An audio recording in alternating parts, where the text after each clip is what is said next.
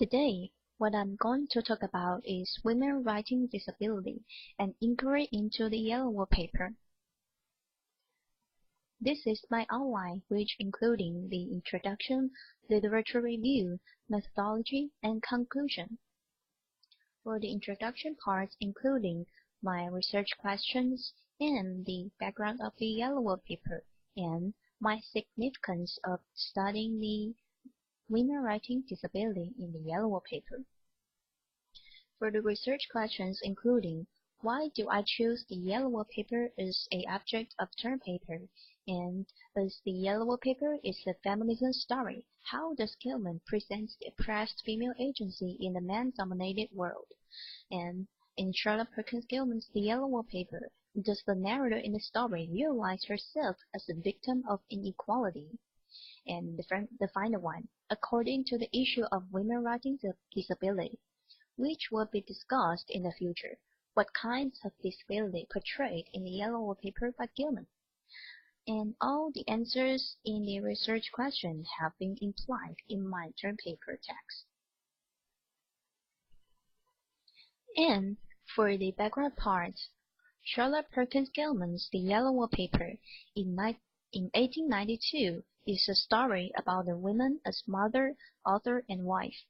The narrator trapped in a colonial state and hereditary estates, struggles to write and fights for the right of voicing for herself.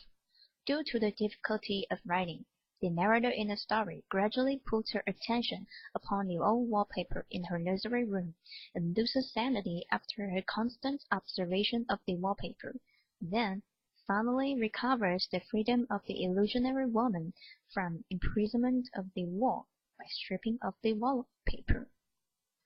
To expound the patriarchal system in the late 19th century, which has been insinuated in the yellow paper, I may set forth these 4-tier statements, like she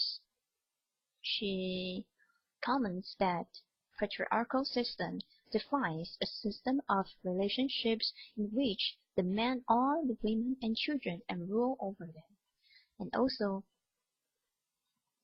Chowdhury also states that patriarchy is an ancient Greek term that means the rule of the father, which has been already predicted in the yellow paper.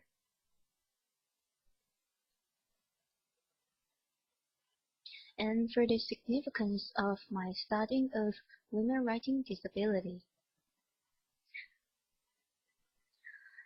and I may elaborate that to address the issue of women writing disability, Michael Davison considers the situation of obstructive women writing ability, and Davison first states that women in sexist society are physically handicapped.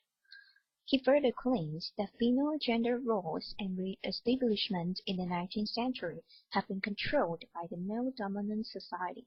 And then, Davison analyzed the yellow paper by Charlotte Perkins Gilman from 3 aspects: disabled women who write, disability figured in writing, and women written into an ableist and masculine script.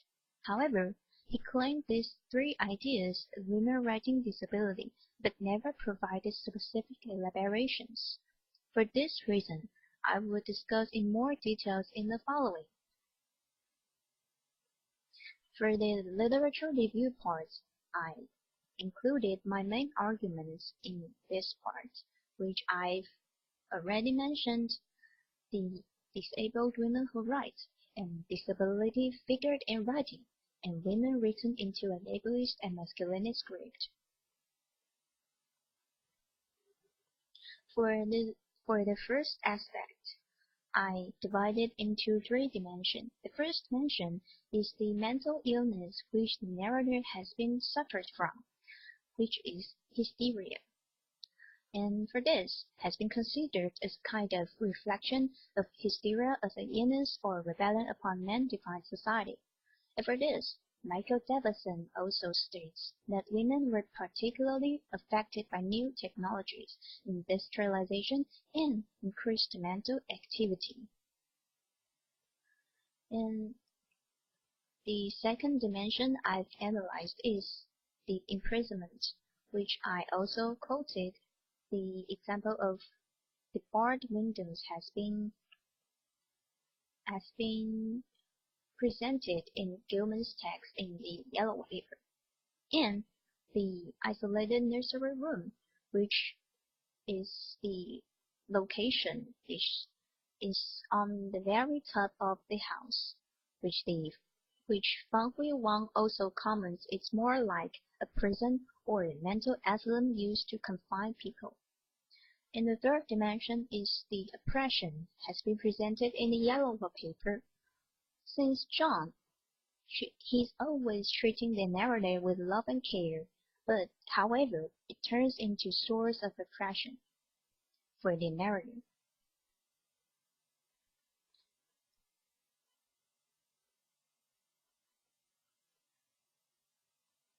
And the second aspect is disability figured in writing, which I divided into two dimensions. The first dimension is the forbiddance of writing and free thinking, which I remarked the therapy of rescuer, which Gilman always implied in her text in the yellow paper. And I also elaborate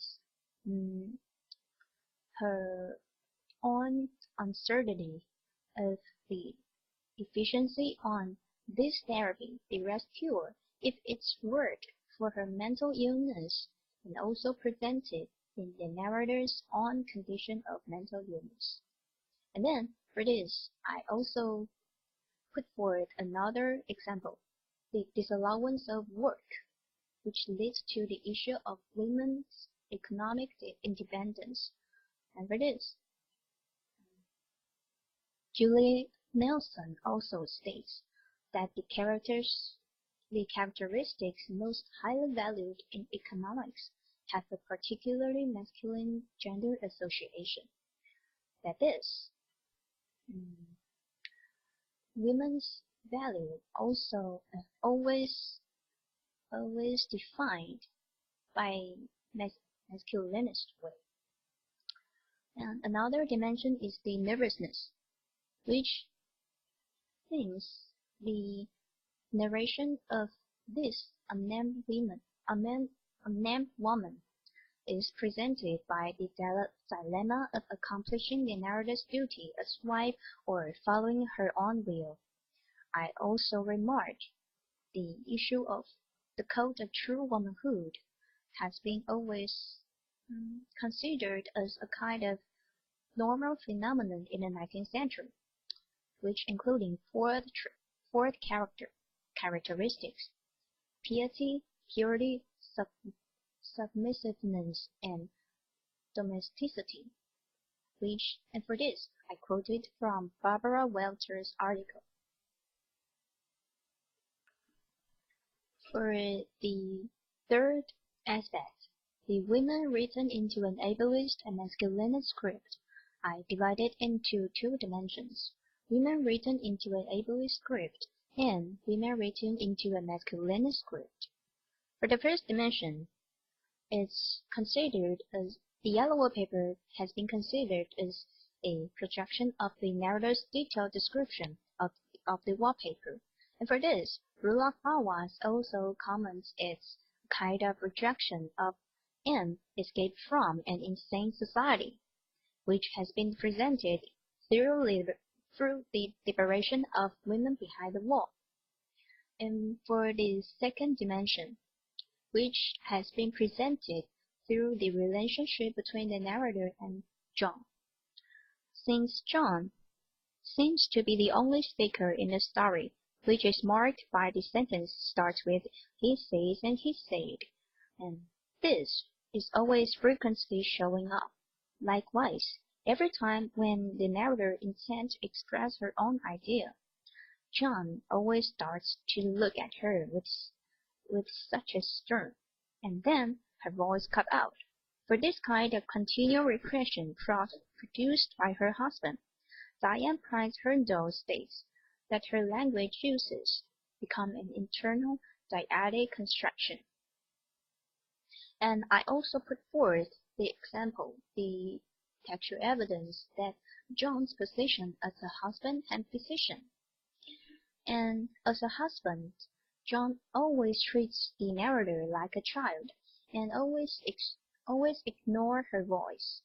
And as a doctor, John always considers her, her illness as temporary nervous depression, and he always judging her illness based on her physical status instead of concerning her mental condition. And for this, I point out the example in the text that John says, "Can you not trust me as a physician when I tell you so?" which has been presented through the yellow paper.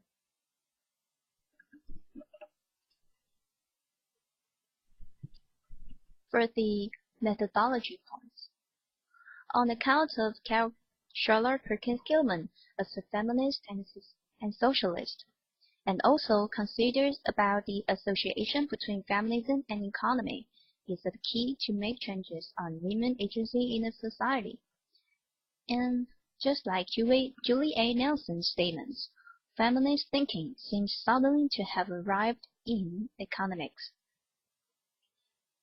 For the first theory I've applied in my third paper, I will introduce socialist feminism, which I remark Amy S. Wharton's statements from her own article. Patriarchy is a form of solidarity among men, enabling them to determine women through control over women's labor. And also, this theory is presenting women's liberation has been considered as the necessary part of larger quest for social, economic, and political justice. The second theory is feminist economics, which its purpose is showing how the feminist economics models and methods are biased towards masculine preferences, which has been quoted from Julia Nelson's statements. And she also adds that traditionally male activities have taken center stage as subject matter, which means economics is traditionally authorized by males. And finally, the conclusion, including the Gilman's purpose of writing the yellow paper and the connection between the yellow paper and the topic women writing disability. For the conclusion part, the Gilman's purpose of writing the yellow paper, and she presents the uncertainty of the rest cure, and it's also a kind of reflection of 19th century society. And for this, I remark the statements from Gilman's own article, Why I Wrote the Yellow Paper. She states that it's not intended to drive people crazy, but to save people from being driven crazy, and it worked, which is a kind of classic sentence, has been quoted from lots of articles talking about the yellow paper.